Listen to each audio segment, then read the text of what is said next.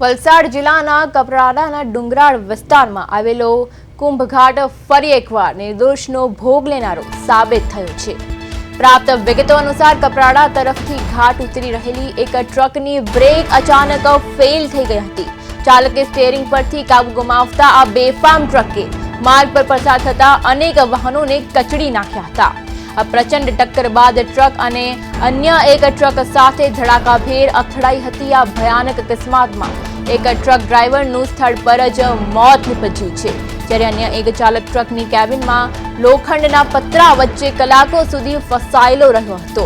ઘટનાની જાણ થતાં જ એમ્બ્યુલન્સ અને સ્થાનિકો બચાવ કામગીરી માટે દોડી આવ્યા હતા। પોલીસ દ્વારા ક્રેનની મદદથી ટ્રકની કેબિન કાપીને ફસાયેલા ડ્રાઈવરને બહાર કાઢવાની કામગીરી હાથ ધરવામાં હતી। ઘાટમાં સર્જાયેલા અકસ્માતને કારણે વાહન વ્યવહાર પણ ખોરવાયો હતો। આ સાથે આપણા સંવાદદાતા મનોજ જોડાઈ ગયા છે। જી મનોજ, કુંભઘાટમાં ટ્રકની જે બ્રેક ફેલ થઈ હતી તેના લીધે આજે અકસ્માત સર્જાયો હતો, તે અંગે શું છે સમગ્ર વિગત?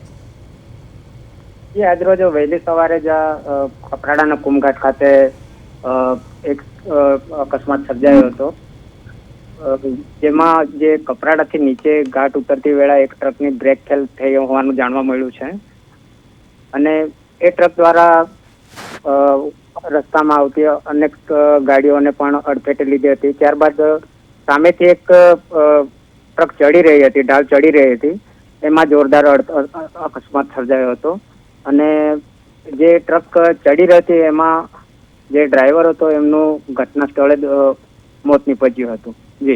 જી મનોજ, સમગ્ર માહિતી બદલ આપનો આભાર।